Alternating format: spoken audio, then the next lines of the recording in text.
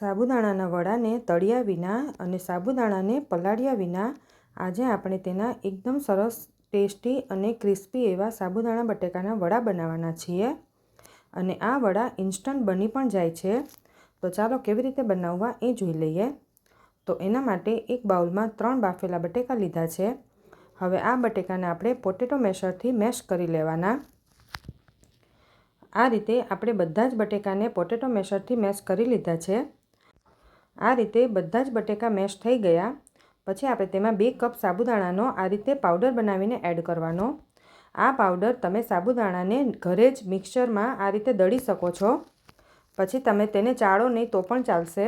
આ રીતે 2 કપ થાય એટલો પાવડર આપણે એડ કરી દઈએ। પછી લીલા આદુ મરચાં, લીલા ધાણા અને 3 થી 4 ચમચી જેટલો સિંગદાણાનો ભૂકો એડ કરવાનો। મીઠું સ્વાદ પ્રમાણે એડ કરી દઈએ।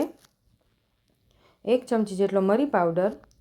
આદુ મરચાં તમે તમારા ટેસ્ટ પ્રમાણે વધારે ઓછા કરી શકો છો અને 1 લીંબુનો રસ એડ કરી દેવાનો।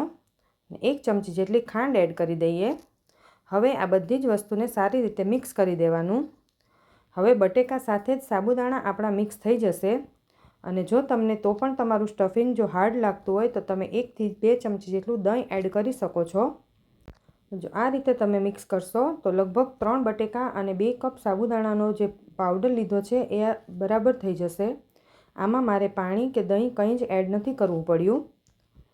હવે આ રીતે આપણે બધું જ સારી રીતે મિક્સ કરી દઈએ અને તેના આપણે નાના નાના વડા બનાવી લેવાના છે।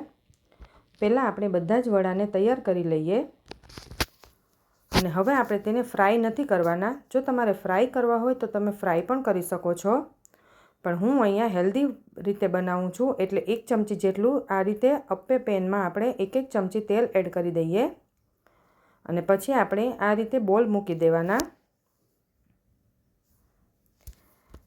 અને આપણે સ્લો ટુ મીડિયમ ફ્લેમ પર તેને ઢાંકીને થોડીવાર ચડવા દઈએ અને 2 થી 3 મિનિટ પછી પલટાવી દેવાના।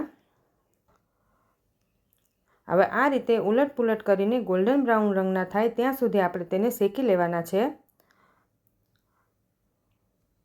હવે આ રીતે પાછા આપણે તેને ઢાંકીને ચડવા દઈશું। તમારે જેટલા ક્રિસ્પી કરવા હોય એટલા ક્રિસ્પી તમે કરી શકો છો।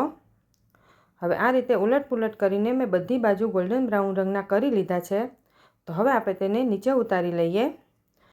તેને આપણે ફરાળી ગ્રીન ચટણી સાથે સર્વ કરી દઈએ। તો ફરાળમાં આપણને તીખું અને ચટપટું ખાવાનું મન થાય અને આ રીતે આપણે સાબુદાણા ન પલાળ્યા હોય તો પણ આ વડા ઇન્સ્ટન્ટ બની જશે। આમાં વાર પણ નથી લાગતી અને ઉપરથી એકદમ ક્રિસ્પી અને અંદરથી એકદમ સોફ્ટ એવા બનશે। તમે જોઈ શકો છો કે આપણા વડા કેટલા સરસ બન્યા છે। તો તમે પણ ઘરે જરૂરથી ટ્રાય કરજો।